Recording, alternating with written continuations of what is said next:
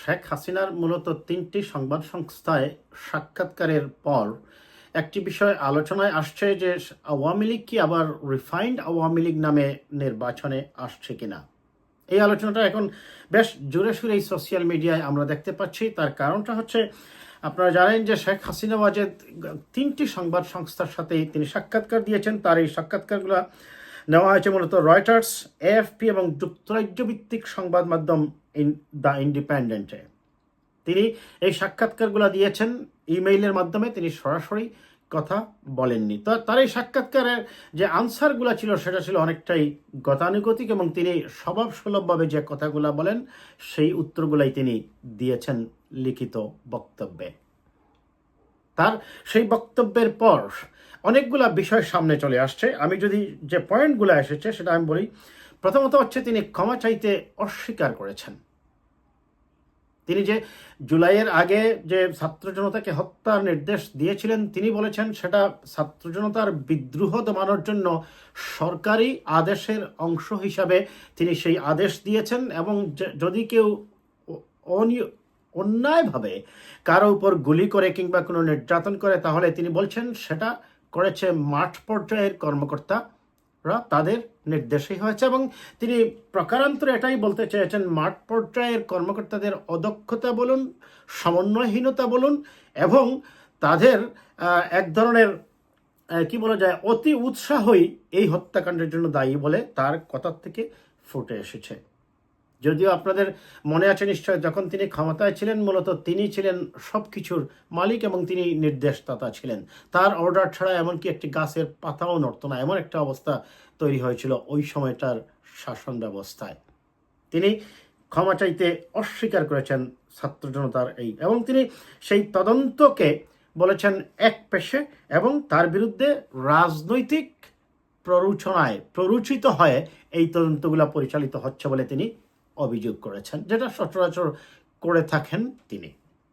তার বিচার প্রসঙ্গে তিনি বলছেন যে 1400 মানুষ নিহত হয়েছে, তিনি বলছেন এটা অতিরঞ্জিত এবং তিনি বলছেন সংখ্যাটা আরও অনেক কম হবে, তবে কোনো মৃত্যুকেই তিনি সমর্থন করেন না সেটা অবশ্য বলেছেন। এবং এই সংখ্যা ট্রাইব্যুনালের প্রচারণার কাজে লাগানো হচ্ছে, প্রকৃতপক্ষে এই সংখ্যা নয় বলে তিনি দাবি করেছেন।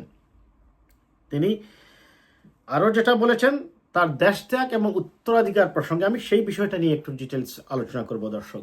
তিনি বলছেন তিনি দেশ ত্যাগ যদি না করতেন তাহলে ওই সময় জীবনের নিরাপত্তা নিয়ে তিনি শঙ্কিত ছিলেন এবং তার উত্তরাধিকার প্রসঙ্গে তিনি বলছেন যে আমরা তো বলিনি যে মুজিব পরিবারেই আওয়ামী লীগ থাকবে।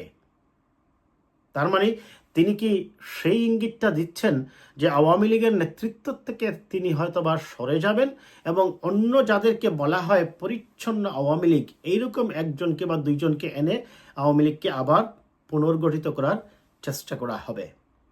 কারণ এই প্রসঙ্গে তিনি খুব স্বাভাবিকভাবেই নিয়ে এসেছেন যে নির্বাচনের প্রসঙ্গটা। তিনি বলেন ভোট বর্জন করেছিল আগের বিরোধী দলগুলো, তিনি চেয়েছিলেন অন্তর্বর্তীমূলক নির্বাচন করতে কিন্তু বিরোধী দল আসেনি বলে তিনি তাদেরকে দোষারোপ করেছেন এবং তিনি বলছেন যে আওয়ামী লীগকে ছাড়া যে নির্বাচন হবে আগামীতে সেটা নাকি গ্রহণযোগ্য হবে না। সেটা আমরা মানতে প্রস্তুত আছি দর্শক। এখনো আওয়ামী লীগের যে সমর্থক আছে বাংলাদেশে, যদি ভোট হয় এবং তারা যদি মাঠে থাকে, আমি মনে করি, আমার অ্যানালাইসিস বলে যে তারা এখনো বিরোধী দল হবে। এবং সেই ভোট বর্জন প্রসঙ্গে তিনি বলেছেন যে ভোট যদি আওয়ামী লীগকে রেখে নির্বাচন করা হয় তাহলে সেটা গ্রহণযোগ্য হবে না। এখানে আরেকটি বলা ভালো, শেখ হাসিনার পালিয়ে যাওয়ার পরে আপনারা জানেন যে জাতিসংঘ থেকে একটি রিপোর্ট দেওয়া হয়েছিল। সেই রিপোর্টেও শেখ হাসিনা তথা আওয়ামী লীগ সরকারকে এবং তার প্রশাসনকে দায়ী করা হয়েছিল প্রায় 1400 মানুষের মৃত্যুর জন্য।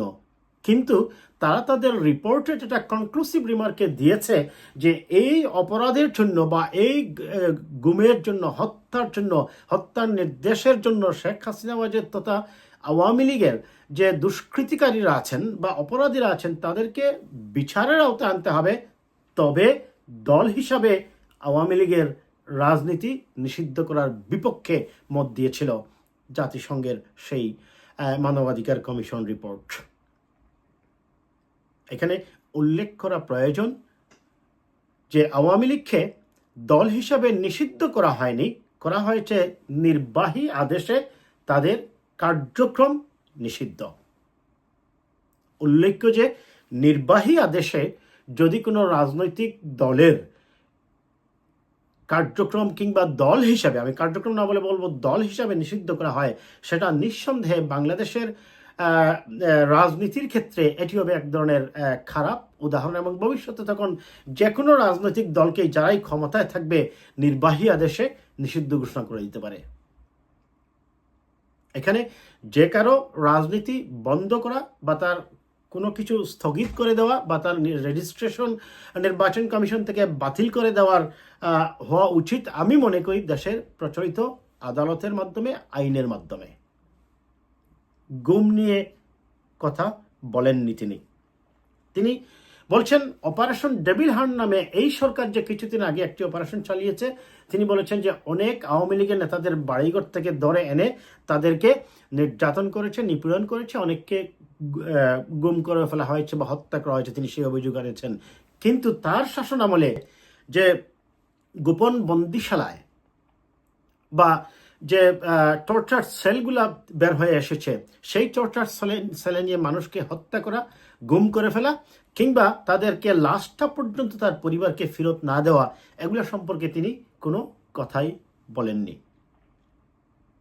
যাই হোক দর্শক, আমার এই ভিডিওটা করার মূল যে কনক্লুসিভ রিমার্কটা হবে, তার মানে তিনি তা এখন পর্যন্ত তার অপরাধের জন্য নিজে অনুতপ্ত হননি, এক। দ্বিতীয়ত হচ্ছে তার সেই গতানুগতিক কথার থেকে যেটা তিনি ইঙ্গিত দিয়েছেন যে আওয়ামী লীগের নেতৃত্ব যে মুজিব পরিবারেই থাকতে হবে, সেটা কিন্তু বিষয় নয়। তিনি বলছেন সেটা অন্য যে কেউ নিতে পারে গণতান্ত্রিক উপায়ে, এবং এটার থেকেই তখন প্রশ্নটা দেখা দিয়েছে আবার জাতিসংঘেরও একটা চাপ আছে যে আগামী নির্বাচনে আওয়ামী লীগকেও নির্বাচনে অংশগ্রহণের সুযোগ দেওয়ার জন্য। যদিও এই মুহূর্তে দেশের সেন্টিমেন্ট এবং দেশের মানুষের যে মনোভাব, তারা চায় না যে আওয়ামী লীগ নির্বাচনে আসুক। এখন দেখা যাক সরকার সেটাকে কিভাবে ট্যাকল দেয় এবং আওয়ামী লীগ সেই ক্ষেত্রে কি করে বা তারা কি চায়, তারা কি মনে করে যে রিফাইন্ড আওয়ামী লীগ নামে তারা নির্বাচনে আসতে পারবে, আর আসার মতো কোনো পরিবেশ আছে কিনা বা তাদের সেই শক্তি সামর্থ্য বা সংগঠিত উপায়ে তারা তাদের কর্মীদেরকে জড়ো করতে পারবে কিনা, সেটা অবশ্যই সময় সাপেক্ষ ব্যাপার। আমরা সময় সময় সেটা পর্যবেক্ষণ করব এবং যে কোনো আপডেট আপনাদের সামনে তুলে ধরব। এ পর্যন্তই।